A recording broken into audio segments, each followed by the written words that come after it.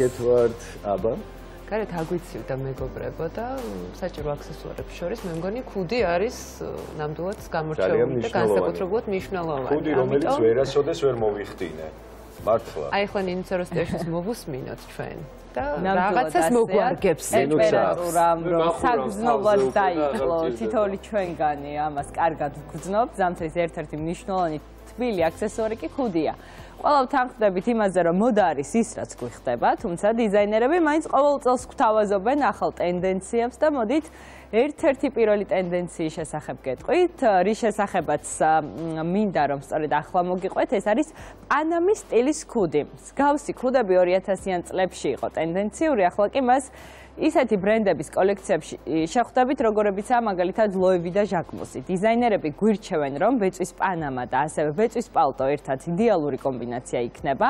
აი მაგალითად როგორც პირველ ფოტოზე ვხედავთ, თუ მაგალითად პალტო არის ღია ფერის, მაშინ უმჯობესი იქნება, რომ პანამა უფრო მკვეთრი ფერის იყოს, ან პირიქით. ასევე მოგეხსენებათ მიმდინარე წლის ზამთრის პერიოდისთვის ერთ-ერთი ტრენდი სამოში ტყავის ფაქტურების გამოყენებაა და თუ ერთი შეხედვით შეიძლება გვეგონოს, რომ ტყავი და ბეწვი ერთად არც ისეთი კარგი შეხამება იქნება, ვცდებით, რადგან როგორც მოდის ექსპერტები ამბობენ, ტყავის აწვიმარს ან ქურთუქს ძალიან უხდება ბეწვის პანამა. მკაცრი სტილის ჩაცმულობას პანამის ქუდი ელეგანტურ ხიბლს ძეს.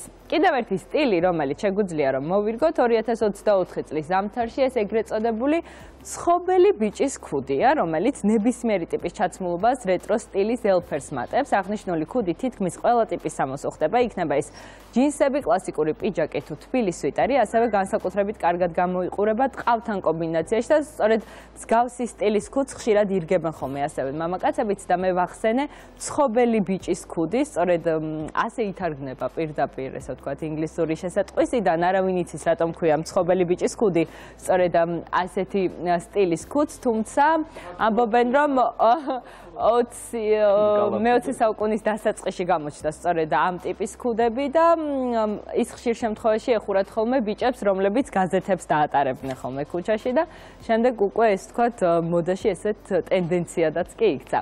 ერთ-ერთი ყველაზე უპრეტენზიო და მუდამ აქტუალური ქუდი კი ეს ასე გახლავთ ესეთი რბილად ნაქსოვი და სადა ძალიან მინიმალისტური ქუდი, უხდება როგორც სპორტულ სამოს, ასევე კლასიკურს და ერთნაირად იყენებენ როგორც მამაკაცები, ასევე ქალები. აი ზურა როგორი სტილის ქუდი მოვირგო, ეს არის ერთ-ერთი ის მაგალითი, რომელიც ყველა ტიპის სამოსზე შეგიძლია რომ მოირგოთ, ან აქტუალობას არც ერთ წელს არ კარგავს და არც 2024 წელი არის გამონაკლისი და მსგავსი სტილის ქუდს სურვილი შემთხვევაში ასევე ემატება ეგრეთ წოდებული ბეწვის პომპონი, რაც უფრო მეტად სახალისო ელფერს ძენს ლუკს, აი როგორც მესამე ფოტოში ვხედავთ ჩვენ. ესეთი ქუდებიც ნაცადი მაქვს, მაგრამ არ მოხდა. მაშინ აი ეს ცადე ეგრეთ წოდებული მცხობელი ბიჭის ქუდი იქნება, ეგ მოიხდინო. მცხობელი ბიჭის ქუდი.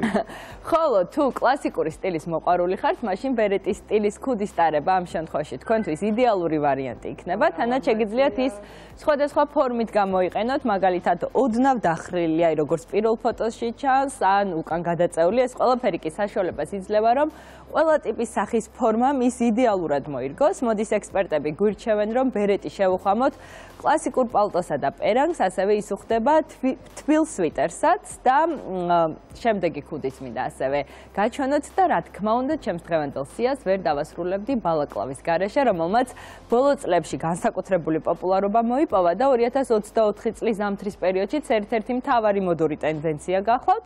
ის იდეალური თავსაბურავია ზამთრისთვის, რადგან მისი ფორმიდან გამომდინარე კარგად გვიცავს სიცივისგან და ის შეგიძლიათ მოირგოთ როგორც ოვერსაიზის პალტოსთან, აი მაგალითად პირველი ფოტოს შემთხვევაში, ასევე დუტის ქურთუქთან, სპორტულ სამოსთან და განსაკუთრებით კომფორტული მაინც გახლავთ ზამთრის კურორტებზე, სადაც მაინც განსაკუთრებით ცივა.